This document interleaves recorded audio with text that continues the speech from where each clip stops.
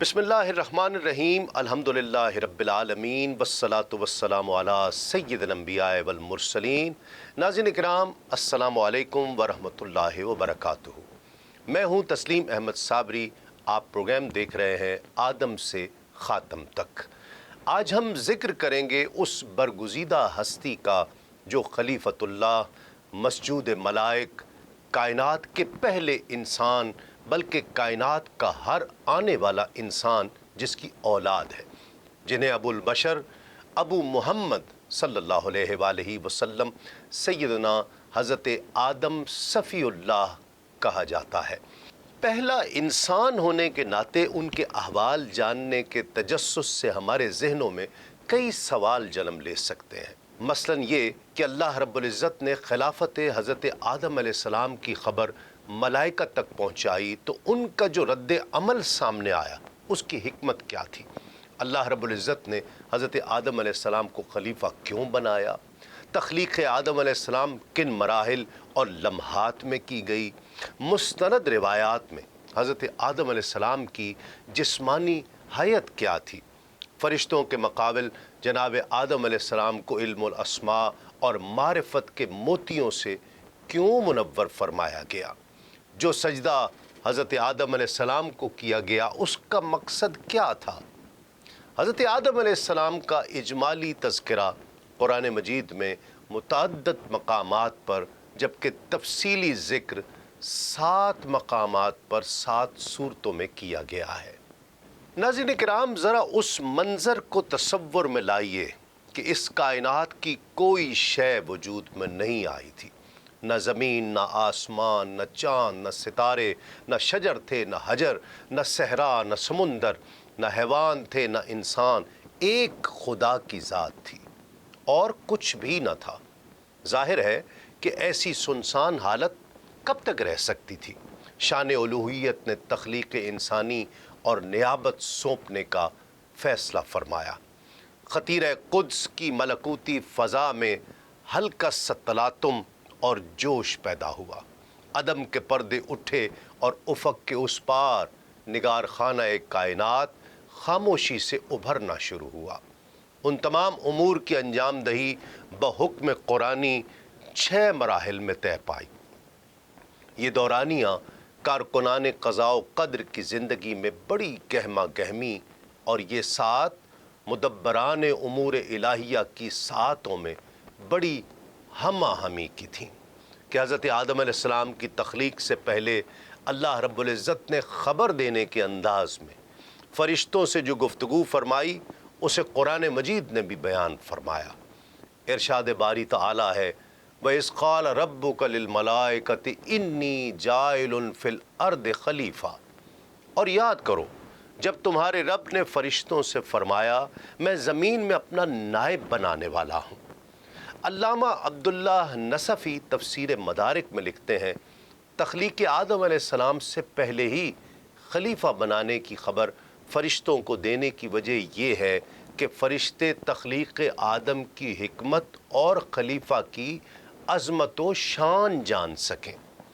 यहाँ एक बात और काबिल गौर है कि अगरचे ज़ाहिरी तौर पर सबसे पहले खलीफा हज़रत आदम अलैहिस्सलाम है, लेकिन हकीकत ये है कि सबसे पहले खलीफा हमारे आका व मौला हज़रत मोहम्मद मुस्तफ़ा सल्लल्लाहु अलैहि वसल्लम ही है। जैसे इमाम तिर्मिज़ी अलैहिर्रहमा से मरवी एक रिवायत में हज़रत अबू हुरैरा रज़ी अल्लाह ताला अन्हु फरमाते हैं कि सहाबा किराम रज़ी अल्लाह ताला अन्हुम ने अर्ज़ की, या रसूल अल्लाह सल्लल्लाहु अलैहि वसल्लम, आपको नबूवत कब अता हुई। इरशाद फरमाया, मैं उस वक्त भी नबी था जब हज़रत आदम की तख्लीक रूह और जिस्म के दरमियान थी। अल्लामा अहमद सावी अपनी तफसीर में फ़रमाते हैं, हज़रत आदम अलैहिस्सलाम को खलीफा बनाने की वजह ये नहीं कि अल्लाह ताला को उसकी हाजत है, बल्कि खलीफा बनाने की हिकमत बंदों पर रहमत फरमाना है। अल्लाहु अकबर। क्योंकि आम बंदों में ये ताकत नहीं है कि वो किसी वास्ते के बग़ैर अल्लाह ताला से अहकाम हासिल कर सकें, इसलिए अल्लाह रब्बुल इज़्ज़त ने अपने और इंसानों के दरमियान एक खलीफा बनाया। جس کو نبی اور رسول کہا، اور اسے ایسی صلاحیت عطا فرمائی کہ وہ فرشتوں کے واسطے سے یہ براہ راست اللہ رب العزت سے احکام حاصل کر کے انسانوں تک پہنچا سکے۔ لہٰذا انسانوں میں سے ہی رسولوں اور نبیوں کو خلیفہ بنا کر بھیجنا اللہ رب العزت کی رحمت، لطف اور احسان ہے۔ فرشتوں نے عرض کیا اتجعل فیہا من یفسد فیہا ویسفک الدماء ونحن نسبح بحمدک ونقدس لک، کیا تو زمین میں اسے نائب بنائے گا جو اس میں فساد پھیلائے گا اور خون بہائے گا، حالانکہ ہم تیری حمد کرتے ہوئے تیری تسبیح کرتے ہیں اور تیری پاکی بیان کرتے ہیں۔ اللہ رب العزت نے ارشاد فرمایا انی اعلم ما لا تعلمون، بے شک میں وہ جانتا ہوں جو تم نہیں جانتے۔ علامہ ابن کثیر رحمۃ اللہ تعالیٰ علیہ لکھتے ہیں کہ فرشتوں نے انسان کے بارے میں جو کلام کیا کہ انسان فساد کرے گا اور خون بہائے گا، اس کلام کا مقصد اللہ تعالیٰ کی تخلیق یا اس کی مشیت و ارادے پر اعتراض کرنا نہیں تھا، اور نہ ہی انسان کے مقام و مرتبے کا انکار مقصود تھا، اور یوں ہی انسانوں سے حسد بھی ان کا منشا نہیں تھا، کیونکہ فرشتے تو معصوم ہیں اور ان سے اللہ رب العزت کے معاملات پر اعتراض یا کسی سے حسد کا تصور تک نہیں کیا جا سکتا۔ ان کی عرض اظہار تعجب اور خلیفہ بنانے کی حکمت معلوم کرنے کے لیے تھی۔ گویا انہوں نے یوں عرض کیا اے اللہ، انسانوں کی پیدائش میں کیا حکمت ہے، حالانکہ یہ لوگ زمین میں فساد کریں گے، خون بہائیں گے۔ اگر اس تخلیق کا مقصد یہ ہے کہ وہ تیری عبادت کریں تو اس کے لیے ہم موجود ہیں، جو دن رات کسی کوتاہی اور اکتاہٹ کے بغیر تیری عبادت میں مشغول رہتے ہیں۔ علامہ عبداللہ نصفی تفسیر مدارک میں لکھتے ہیں فرشتوں نے انسانوں کی طرف فساد پھیلانے اور خون ریزی کی نسبت اس لیے کی تھی کہ انہیں معلوم تھا کہ اولاد آدم میں سے کچھ لوگ فساد اور خون ریزی کریں گے، اور یہ علم فرشتوں کو یا تو صراحت کے ساتھ اللہ رب العزت کی طرف سے دیا گیا تھا، یا انہوں نے لوح محفوظ سے پڑھا تھا، یا انہوں نے ان جنات پر قیاس کیا تھا جو پہلے زمین پر آباد تھے اور وہاں فساد بپا کیا کرتے تھے۔ ابن عساکر رحمۃ اللہ تعالیٰ علیہ لکھتے ہیں کہ حضرت عبداللہ بن مسعود رضی اللہ تعالیٰ عنہما سے روایت ہے کہ اللہ رب العزت نے حضرت جبریل علیہ السلام کو زمین کی طرف بھیجا تاکہ وہ اس سے مٹی لے کر آئیں، تو زمین نے کہا میں اس سے اللہ تعالیٰ کی پناہ چاہتی ہوں کہ مجھ سے کچھ کم کیا جائے یا میری کوئی چیز خراب کی جائے۔ حضرت جبریل علیہ السلام مٹی لیے بغیر واپس لوٹ آئے اور عرض کی اے میرے رب، زمین نے تیری پناہ طلب کی تو میں نے اسے پناہ دے دی۔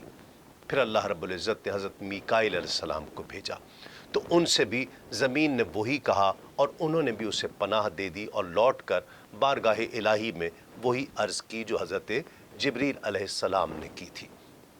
پھر اللہ رب العزت نے حضرت اسرائیل علیہ السلام کو بھیجا، زمین نے ان سے پناہ طلب کی تو انہوں نے فرمایا میں اس بات سے اللہ تعالیٰ کی پناہ طلب کرتا ہوں کہ اس کا حکم نافذ کیے بغیر واپس لوٹ جاؤں۔ چنانچہ انہوں نے سطح زمین سے مٹی لے لی۔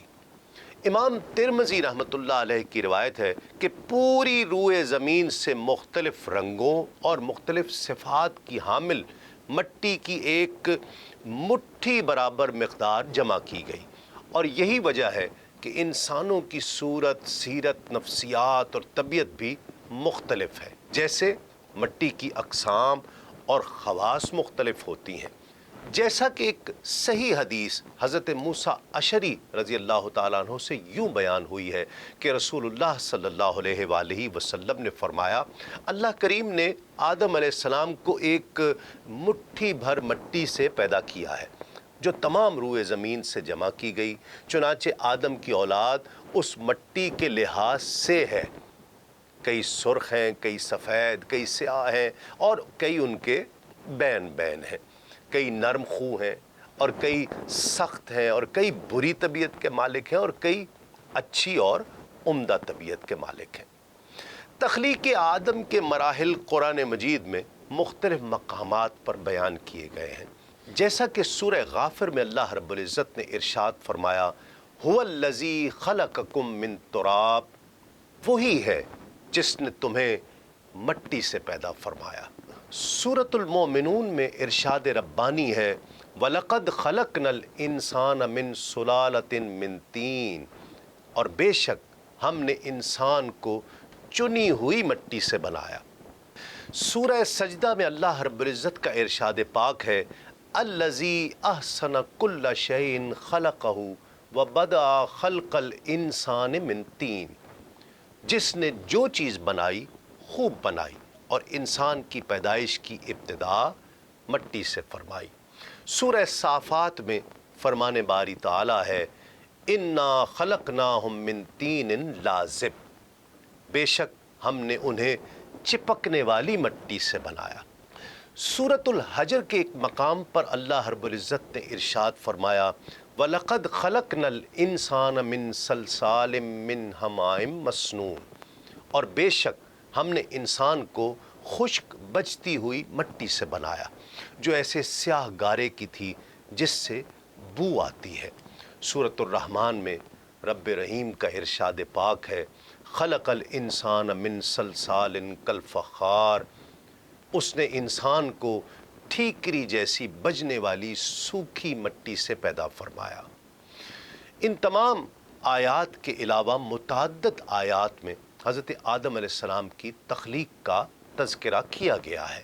علامہ خازن رحمۃ اللہ علیہ اپنی تفسیر میں اس مکمل عمل کا نقشہ یوں پیش کرتے ہیں اور پھر مٹی میں پانی کو ملایا گیا، یوں مٹی اور پانی کے ملاپ سے گارا بنا، اور جب یہ گارا گاڑھا ہو گیا اور اس میں پانی کی مقدار نہ ہونے کے برابر رہ گئی اور گارا جب خشک ہونے لگا تو اس سے ایک خاص قسم کی مہک پیدا ہو گئی، اور پھر اس مٹی میں خشکی اور سختی کی وجہ سے بجنے کی آواز آنا شروع ہوئی۔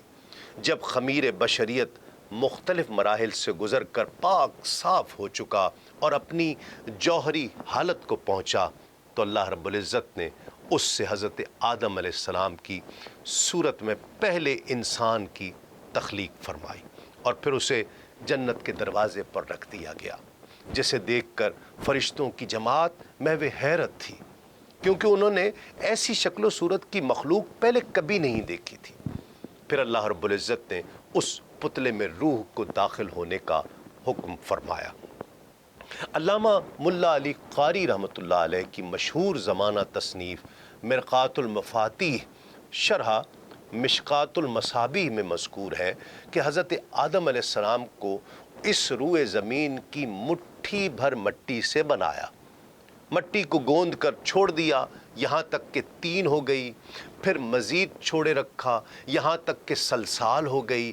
یہ سارا عمل مکہ اور طائف کے درمیان ایک مقام بطن نعمان میں ہوا۔ بطن نعمان عرفات کی ایک وادی ہے، اور مختلف مراحل سے گزرنے کے بعد جب اس مٹی میں انسانی صورت قبول کرنے کی صلاحیت پیدا ہو گئی تو اسے جنت میں لے جایا گیا جہاں حضرت آدم علیہ السلام کی صورت بنائی گئی۔ صحیح بخاری میں ہی حضرت انس رضی اللہ تعالیٰ عنہ سے مروی ہے کہ حضور پر نور صلی اللہ علیہ وآلہ وسلم نے ارشاد فرمایا جب اللہ تعالیٰ نے حضرت آدم علیہ السلام کی جنت میں صورت بنائی تو جب تک اسی حالت میں رکھنا چاہا تو انہیں چھوڑے رکھا، ابلیس ان کے آس پاس گردش کرنے لگا، وہ دیکھتا تھا کہ یہ کیا چیز ہے، تو جب اس نے انہیں خالی پیٹ دیکھا تو سمجھ گیا کہ یہ ایسی مخلوق پیدا کی گئی ہے جو اپنے اوپر قابو نہیں رکھ سکے گی۔ امام جلال الدین سیوطی رحمۃ اللہ علیہ اپنی کتاب شرح صحیح مسلم میں اس کی تشریح کرتے ہیں کہ اپنے اوپر قابو نہ رکھنے سے ابلیس کی مراد یہ تھی کہ یہ مخلوق شہوت اور غصے کے وقت اپنے نفس پر قابو نہیں رکھے گی اور شیطانی وسوسوں کا شکار ہو جائے گی۔ مسلم شریف کی ایک روایت میں ہے اللہ تعالیٰ نے حضرت آدم علیہ السلام کو مخلوق کے آخر میں جمعہ کے دن عصر کے بعد دن کی آخری ساعت میں عصر سے لے کر رات تک کے درمیان پیدا فرمایا۔ مفتی احمد یار خان نعیمی رحمۃ اللہ علیہ میرات المناجیح میں لکھتے ہیں کہ یہاں حضرت آدم علیہ السلام کی پیدائش سے مراد یا تو ان کے جسم اطہر کی تکمیل ہے یا جسم اطہر میں روح پھونکنا مراد ہے، کیونکہ حضرت آدم علیہ السلام کے جسم کی ساخت تو بہت عرصے تک ہوتی رہی، ہر قسم کی مٹی پانی کا جمع فرمانا، پھر اس کا خمیر کرنا، پھر اعضائے ظاہری و باطنی کا بنانا، پھر بہت روز تک سکھانا، اس میں بہت دن لگے۔ یہ ایک دن اور ایک ساتھ میں نہیں ہوا۔ سنن ابی داؤد میں حضرت ابو ہریرہ رضی اللہ تعالیٰ عنہ سے مروی روایت ہے، حضور نبی کریم صلی اللہ علیہ وآلہ وسلم نے ارشاد فرمایا، بہترین دن جس میں سورج نکلے وہ جمعہ کا دن ہے۔ اسی دن حضرت آدم علیہ السلام کو پیدا کیا گیا، جمعہ کے روز ہی انہیں جنت سے زمین پر اتارا گیا، جمعہ کے روز ہی ان کی توبہ قبول فرمائی گئی، جمعہ کے روز ہی ان کی وفات ہوئی اور جمعہ کے روز ہی قیامت قائم ہوگی۔ ناظرین کرام، یہاں ایک مختصر سا وقفے کے بعد لوٹتے ہیں اس یقین کے ساتھ آپ کہیں نہیں جائیں گے۔ ناظرین کرام، خوش آمدید، آپ کا خیر مقدم ہے۔ حضرت آدم علیہ السلام کی تخلیق اور اس کے مراحل کا تذکرہ ہو رہا تھا اور جمعہ کے دن کی عظمتوں کا بھی تذکرہ ہوا۔ اللہ رب العزت نے حضرت آدم علیہ السلام کی تخلیق خاص اپنے دست قدرت سے فرمائی، جیسا کہ ابلیس کے سجدہ نہ کرنے پر اللہ رب العزت نے اس سے فرمایا، قال یا ابلیس ما منعک ان تسجد لما خلقت بیدی۔ اللہ تعالیٰ نے فرمایا، اے ابلیس، تجھے اسے سجدہ کرنے سے کس چیز نے روکا جسے میں نے اپنے ہاتھوں سے پیدا کیا۔ اللہ رب العزت نے ہی آپ علیہ السلام کی تخلیق کو پایہ تکمیل تک پہنچا کر اس جسم مبارک میں اپنی خاص اور معزز روح پھونکی، جیسا کہ فرشتوں کو دیے جانے والے اس حکم سے ظاہر ہے۔ سو جب میں اسے ٹھیک ٹھاک کر لوں اور اس میں اپنی روح پھونک دوں۔ امام ابن حبان اپنی صحیح میں حضرت انس بن مالک رضی اللہ تعالی عنہما سے روایت کرتے ہیں کہ رسول اکرم صلی اللہ علیہ وآلہ وسلم نے ارشاد فرمایا، جب اللہ تعالیٰ نے حضرت آدم علیہ السلام میں روح ڈالی اور روح ان کے سر تک پہنچی تو انہیں چھینک آ گئی۔ آپ علیہ السلام نے کہا، الحمدللہ رب العالمین، سب تعریفیں اللہ کے لیے ہیں جو تمام جہان والوں کا پالنے والا ہے۔ تو اللہ تبارک و تعالیٰ نے ان سے فرمایا، یرحمک اللہ، یعنی اللہ تعالیٰ آپ پر رحم فرمائے گا۔ ترمذی شریف کی حدیث میں ہے کہ جب اللہ تعالیٰ نے حضرت آدم علیہ السلام کو تخلیق فرمایا اور ان میں روح پھونکی تو انہیں چھینک آئی۔ آپ علیہ السلام نے الحمدللہ کہنے کا ارادہ فرمایا تو اذن الہی سے آپ نے اللہ تعالیٰ کی حمد کی۔ پھر اللہ تعالیٰ نے فرمایا، اللہ کی تم پر رحمت ہے، اے آدم فرشتوں کی اس جماعت کے پاس جاؤ اور کہو السلام علیکم۔ چنانچہ انہوں نے السلام علیکم کہا تو فرشتوں نے جواب دیا، علیک السلام ورحمۃ اللہ۔ پھر آپ علیہ السلام بارگاہ الہی میں لوٹے تو اللہ تعالیٰ نے ارشاد فرمایا، یہ تمہارا اور تمہاری اولاد کا آپس میں سلام ہے۔ یہی روایت ناظرین کرام بخاری شریف میں حضرت ابو ہریرہ رضی اللہ تعالیٰ عنہ سے مروی ہے۔ اللہ کریم نے فرمایا، اے ابو محمد آدم، میں نے تم کو اپنی حمد ہی کے لیے بنایا ہے۔ پھر رفتہ رفتہ پورے بدن میں روح پہنچ گئی اور آپ زندہ ہو کر اٹھ کھڑے ہوئے۔ صحیح بخاری میں آپ علیہ السلام کی صورت اور قد مبارک کے بارے میں حضرت ابو ہریرہ رضی اللہ تعالیٰ عنہ سے روایت ہے، رسول کریم صلی اللہ علیہ وآلہ وسلم نے ارشاد فرمایا، اللہ تعالیٰ نے حضرت آدم علیہ السلام کو اپنی صورت پر پیدا فرمایا اور ان کے قد کی لمبائی 60 فٹ تھی۔ اس حدیث پاک کے آخر میں ہے، جو بھی جنت میں جائے گا وہ حضرت آدم علیہ السلام کی صورت پر ہوگا اور اس کا قد 60 فٹ ہوگا۔ پھر حضرت آدم علیہ السلام کے بعد اب تک مخلوق قد و قامت میں کم سے کم تر ہوتی رہی ہے۔ تخلیق کے بعد ایک موقع پر اللہ تعالیٰ نے حضرت آدم علیہ السلام کے سامنے تمام اشیاء پیش فرمائیں اور بطور الہام آپ علیہ السلام کو ان کے نام، کام، صفات، خصوصیات، بنیادی علوم اور صنعتیں سکھا دیں۔ پھر یہ تمام چیزیں فرشتوں کے سامنے پیش کر کے فرمایا اگر تم اپنے اس خیال میں سچے ہو کہ تم سے زیادہ علم والی کوئی مخلوق نہیں اور خلافت کے مستحق تم ہی ہو تو ان چیزوں کے نام بتاؤ، کیونکہ خلیفہ کا کام اختیارات استعمال کرنا، کاموں کی تدبیر کرنا اور عدل و انصاف کرنا ہے، اور یہ اس کے بغیر ممکن نہیں کہ خلیفہ کو وہ تمام چیزیں معلوم ہوں جن پر اسے اختیار دیا گیا ہے اور جن کا اسے فیصلہ کرنا ہے۔ قرآن مجید میں اللہ رب العزت ارشاد فرماتا ہے وَعَلَّمَ آدَمَ الْأَسْمَاءَ كُلَّهَا ثُمَّ عَرَضَهُمْ عَلَى الْمَلَائِكَةِ فَقَالَ أَنبِئُونِي بِأَسْمَاءِ هَؤُلَاءِ إِن كُنتُمْ صَادِقِينَ۔ اور اللہ تعالیٰ نے آدم کو تمام اشیاء کے نام سکھا دیے، پھر ان سب اشیاء کو فرشتوں کے سامنے پیش کر کے فرمایا اگر تم سچے ہو تو ان کے نام تو بتاؤ۔ فرشتے اگرچہ صاحب علم و عرفان تھے، لیکن چونکہ اللہ تعالیٰ نے انہیں علم الاسماء عطا نہیں فرمایا تھا، اس لیے وہ اشیاء کے نام نہ بتا سکے، اور بارگاہ الہی میں اپنے عجز کا اعتراف کرتے ہوئے یوں عرض گزار ہوئے قالوا سبحانک لا علم لنا الا ما علمتنا انک انت العلیم الحکیم۔ انہوں نے عرض کیا اے اللہ تو پاک ہے، ہمیں تو صرف اتنا علم ہے جتنا تو نے ہمیں سکھا دیا، بے شک تو ہی علم والا، حکمت والا ہے۔ فرشتوں کے اعتراف عجز پر اللہ تعالیٰ نے حضرت آدم علیہ السلام سے فرمایا اے آدم تم فرشتوں کو ان چیزوں کے نام بتا دو۔ چنانچہ آپ علیہ السلام نے ہر چیز کے نام بتانے کے ساتھ ساتھ اس کی تخلیق کی حکمت بھی بیان فرمائی۔ اس کے بعد اللہ تعالیٰ نے فرشتوں سے فرمایا قال الم اقل لکم انی اعلم غیب السماوات والارض وَأَعْلَمُ مَا تُبْدُونَ وَمَا كُنْتُمْ تَكْتُمُونَ۔ اللہ تعالیٰ نے فرمایا کیا میں نے تمہیں نہیں کہا تھا کہ میں آسمانوں اور زمین کی تمام چھپی چیزیں جانتا ہوں، اور میں جانتا ہوں جو کچھ تم ظاہر کرتے اور جو کچھ تم چھپاتے ہو۔ فرشتوں نے جو بات ظاہر کی وہ یہ تھی کہ انسان فساد انگیزی اور خون ریزی کرے گا، اور جو بات چھپائی یعنی دل میں سوچی تھی وہ یہ تھی کہ خلافت کے مستحق وہ خود ہیں، اور اللہ تعالیٰ ان سے زیادہ علم و فضل والی کوئی مخلوق پیدا نہیں فرمائے گا۔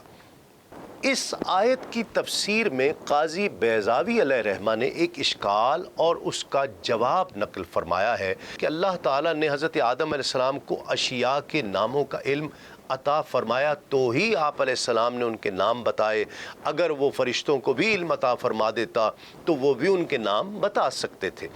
اس کا جواب یہ ہے کہ اللہ تعالیٰ نے حضرت آدم علیہ السلام کو خلافت کا منصب عطا کرنا تھا، اس لیے آپ علیہ السلام کو پہلے تمام اشیاء، ان کے ناموں اور ان کی کیفیات کا علم عطا فرمایا گیا، اور فرشتوں کو چونکہ منصب خلافت پر فائز کرنا مقصود ہی نہ تھا، اس لیے انہیں ہر چیز ان کے نام اور کیفیت کا علم عطا نہیں کیا گیا۔ علامہ احمد ساوی رحمۃ اللہ علیہ اس کی شرح میں فرماتے ہیں کہ حضرت آدم علیہ السلام کا علم ہمارے نبی صلی اللہ علیہ وآلہ وسلم کے علم سے ماخوذ ہے، کیونکہ رسول اللہ صلی اللہ علیہ وآلہ وسلم کو علوم کی اصل بلکہ ہر کمال کی اصل عطا کی گئی ہے، اور حضرت آدم علیہ السلام نے اپنے علوم کے ذریعے جو کہ علم مصطفیٰ صلی اللہ علیہ وآلہ وسلم کا ایک حصہ ہے، صرف فرشتوں کو عاجز کیا، جبکہ رسول اللہ صلی اللہ علیہ وآلہ وسلم نے اپنے علوم کے ذریعے ساری مخلوق کو عاجز کر دیا، اور یہی بات حق ہے۔ ناظرین، یہاں ایک مختصر سا وقفے کے بعد لوٹتے ہیں اس یقین کے ساتھ آپ کہیں نہیں جائیں گے۔ ناظرین، خوش آمدید، آپ کا خیر مقدم ہے۔ ایک بار پھر ذکر ہو رہا تھا حضرت آدم علیہ السلام کی خلافت کا اور علم الاسماء جو رب تعالیٰ نے عطا فرمایا اس کی اہمیت کا۔ چونکہ حضرت آدم علیہ السلام کی تخلیق کا مقصد دنیا کی آباد کاری اور خلافت تھا، اس لیے آپ کو تمام دنیاوی چیزوں کے علم سے اس طرح نوازا گیا کہ فرشتوں کے لیے بھی آپ کی برتری اور استحقاق خلافت کے اقرار کے علاوہ کوئی چارہ نہیں تھا۔ اور پھر رب کائنات نے ملائکہ کے سامنے پورے جاہ و جلال کے ساتھ حضرت آدم علیہ السلام کی تخلیق اور خلافت کا اعلان فرمایا۔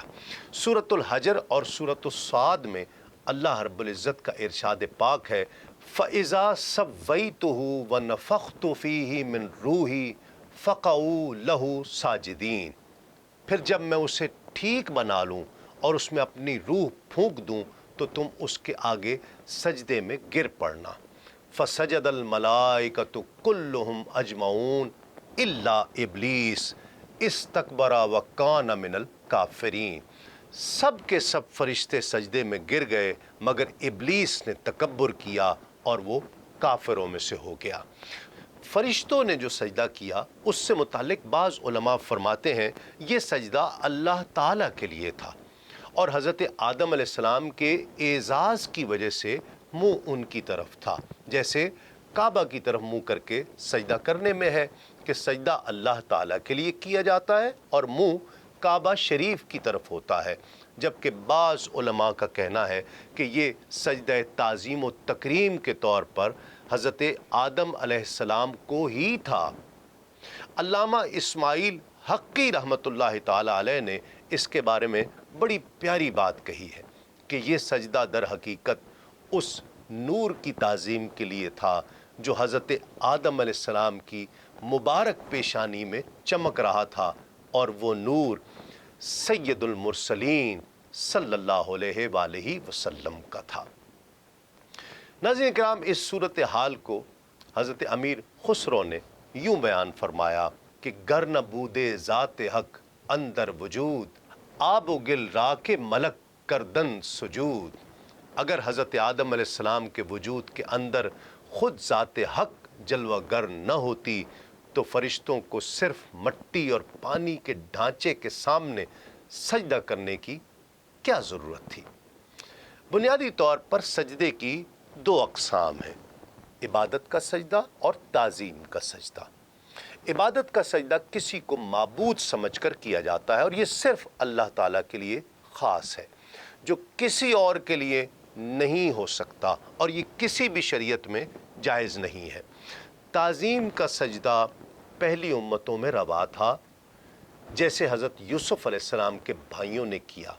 ناظرین، اس کے علاوہ مفسرین سجدے کی ایک اور قسم بیان کرتے ہیں جو جن و انس کے علاوہ ہے، یعنی عبادت کے سجدے کے علاوہ اسے سجدہ انقیاد و خضوع کہتے ہیں، یعنی اطاعت اور فرما برداری کا سجدہ جو کائنات کی ہر شے کرتی ہے۔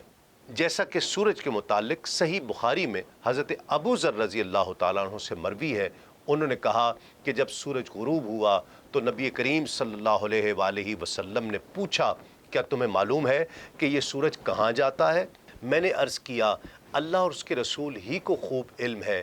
آپ صلی اللہ علیہ وآلہ وسلم نے فرمایا، یہ سورج جا کر عرش کے نیچے سجدہ کرتا ہے، پھر اللہ تعالیٰ سے اجازت مانگتا ہے تو اسے اجازت دی جاتی ہے، اور وہ دن بھی قریب ہے جب یہ سجدہ کرے گا اور اس کا سجدہ قبول نہیں ہوگا اور اجازت طلب کرے گا، لیکن اسے اجازت نہیں ملے گی، بلکہ اسے کہا جائے گا جہاں سے آئے ہو ادھر چلے جاؤ، تو وہ مغرب سے طلوع ہو جائے گا۔ یا جیسے قرآن مجید میں بیان کیا گیا ہے کہ کائنات کی ہر شے اللہ کریم کے سامنے سر بسجود ہوتی ہے۔ وَلِلَّهِ يَسْجُدُ مَن فِي السَّمَاوَاتِ وَالْأَرْضِ، جو آسمانوں اور زمین میں ہے اللہ ہی کو سجدہ کرتے ہیں۔